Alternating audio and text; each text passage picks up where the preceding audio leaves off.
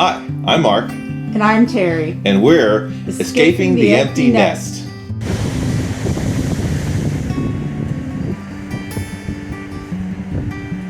We recently stayed a week in Oahu, and while planning the trip, we realized that it was pretty clear that public transportation was not going to be a viable option for us, so we would need to rent a car. I was looking at all the normal options like Hertz and Enterprise, but I found a company called Lucky Owl Rentals that was only 10 miles away from the airport. The reviews were good and it was very affordable, so we decided to give them a try. Aloha, just landed in Hawaii. We just called the rental car company, Lucky Owl Rental. It was about 2:50 in the afternoon, and they were very nice, answered on the first ring, and told us they would send a shuttle van out to the airport to pick us up. And they're going to take us back to the rental car agency and get us our car. So that's great service.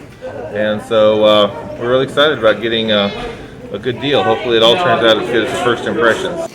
The van arrived sooner than we expected at the airport, and they took us to the Lucky Owl location to pick up our car. Once we were there, we signed off on all the standard rental agreements, inspected the car, and then we were on our way. Lucky Owl isn't the type of place that has all types of brand new cars in the lot, but there were some scratch and dents, but that's perfectly fine for us. We saw cars ranging from around 11-year-olds to cars that look pretty new. We chose a 2010 Scion because it was considered a compact SUV, but it was still big enough for us and all our luggage. I'm 6'8" and our son is 6'7", so we needed a car that was a little bit bigger than just a small compact. So after we left the lot, I noticed the low air pressure light was on. I thought it was fine because I checked it at the lot, so I kept driving, but the next day, of course, the tire was flat. We called Lucky Owl and they came and changed cars for us because I tried changing the spare tire, but the wrong lug wrench was put in the back of the car, so I couldn't even put the spare on. So they took care of that for us, and we were on our way for the rest of the time. They brought us another car, a 2016 Kia, which was newer and nicer, but it was also a lot smaller, so we had to worry about getting back with the size of our bags and the size of our bodies. So the rest of the day Saturday, we had the Kia, and by Tuesday, guess what? Low pressure air light on again. We added air to the tires twice, and we just tried to keep it filled up, but by the end of the day, we just couldn't keep up with the leak.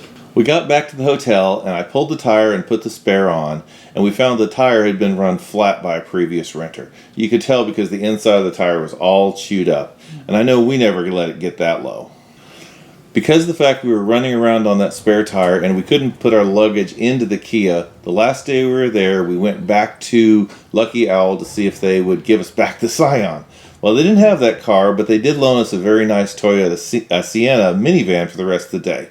So I looked at the manager, I said, I have never had 2 flat tires in 1 week in my entire life. What is the deal? He said, have you seen our roads?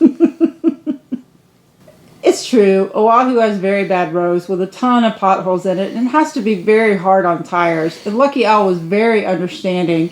I was expecting us to have a ton of fees, at least the damage on one of the tires, even though it wasn't our fault. They probably knew that, but we never saw that on our bill at all. Just in case, I do highly recommend renting a car with a credit card that has rental card protection. The night before we returned the car, I was on the phone with Chase Sapphire to ask them what would happen if they tried to charge us for this tire. They said, don't worry, you're covered because you used our card instead of the insurance policy that they offered at Lucky Owl. So even with the flat tires, I was really happy with the price and service we got with Lucky Owl.